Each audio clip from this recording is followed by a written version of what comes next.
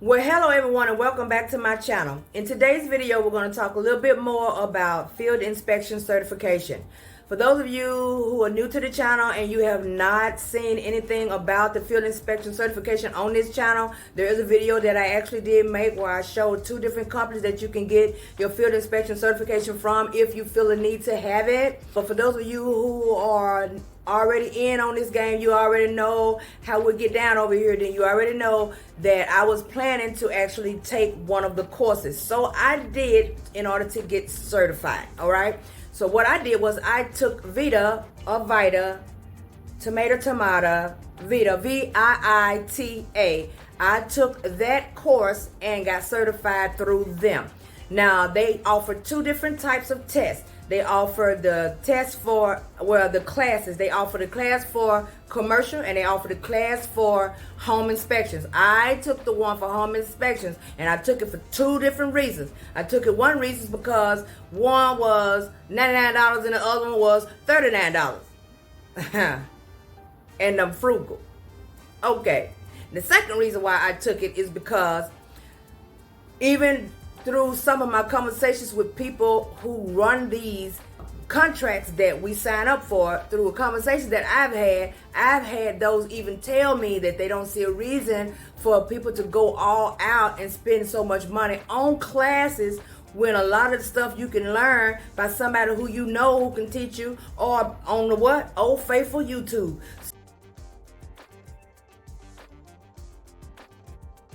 So with that being said, I knew that most definitely I would not be spending that much money on a certification course. Plus, I already knew that when I started working for one of the companies, for a fact, they'll start you off with home inspections and then they'll low-key start sliding you a little taste of field inspection here or there.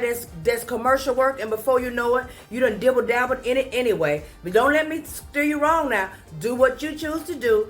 That's just what I chose to do. I chose to just take the test because I was already doing construction work.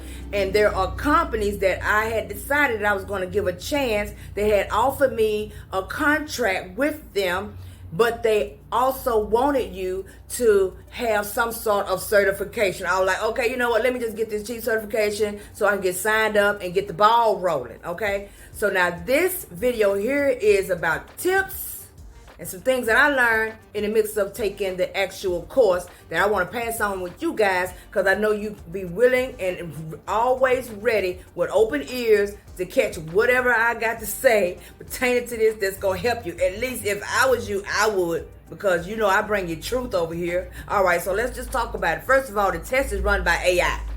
Okay, so there's no real person. There's no person talking to you and making you feel comfortable and explaining and going into detail the different things that they're talking about. It's just straight reading. You're going to see it on the screen. You're going to see all of the writing on the screen, and they're going to be reading from everything that you see, just straight down, all the way down through it until it finally gets to the end, and then boom, you got a test. Okay, so with that being said, let me start on the tips. But you know what? Before we talk about them tips, let me tell you about how I failed the first time. All right.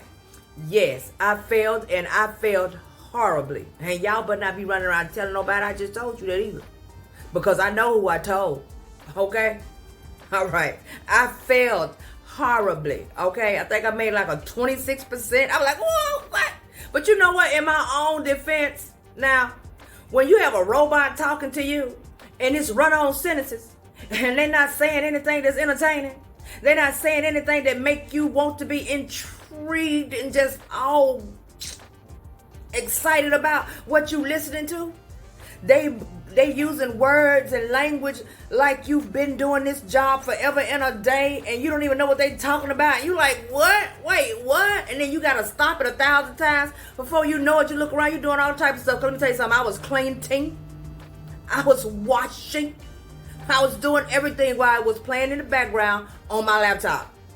It was very hard to actually stay focused when a robot is talking to you. So with that being said, yep, once again, I failed. I'm thinking to myself, girl, wait, hold up. First of all, we just paid for this.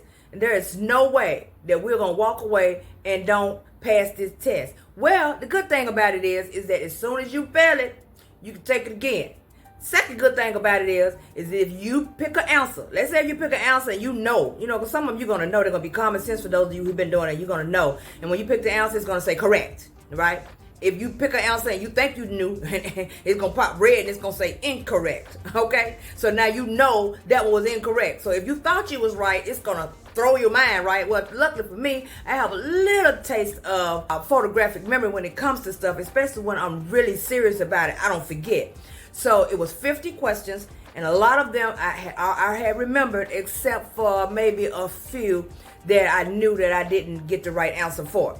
So what I decided to do was, since I knew that it was giving me whether it was wrong or correct, I decided when it was time for me to do the test the second time, let me pull out my piece of paper, let me get my ink pen, and let me start writing these questions down. Okay, in case you don't know, that's tip number 1, okay? Write the questions down. Every question, when it pops up, even through the beginning of you first start the test, don't wait like I did and just flunk it, okay? Do it the first time. Write the questions down and write the answers. A, B, C, D, whatever they are. I know it's going to feel tedious to you, but I'm going to tell you in a minute why I suggest that you do it. Now, all of you who are fantastics and just know all the answers anyway, you've been doing this a long time, way longer than me, and you just over here watching me because you think I'm cute. Okay, whatever it may be, I'm just playing now. Just playing. But for those of you who already know, you don't have to do it. This is for the newbies. This is for people who are needing help, okay? This is what I'm talking about. I'm talking about this stuff for people who need help, okay? So write the questions down on a piece of paper, all right?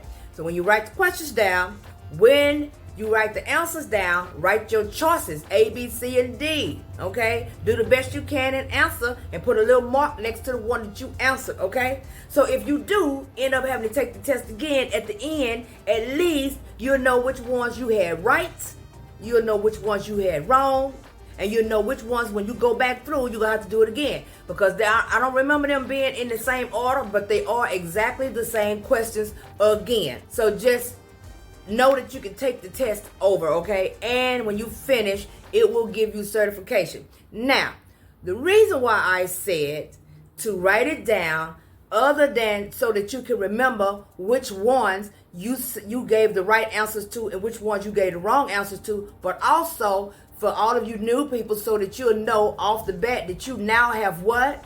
You now have study guide. Now you have 50 main questions, 50 main answers that you'll probably need to know when you do some sort of field inspection work. You already know. Thank me later. You guys know what to do. Like, subscribe, turn on the notification bell, because you know we'll be bringing something back later. Thank you guys so much for watching. Enjoy the rest of your night. Bye now.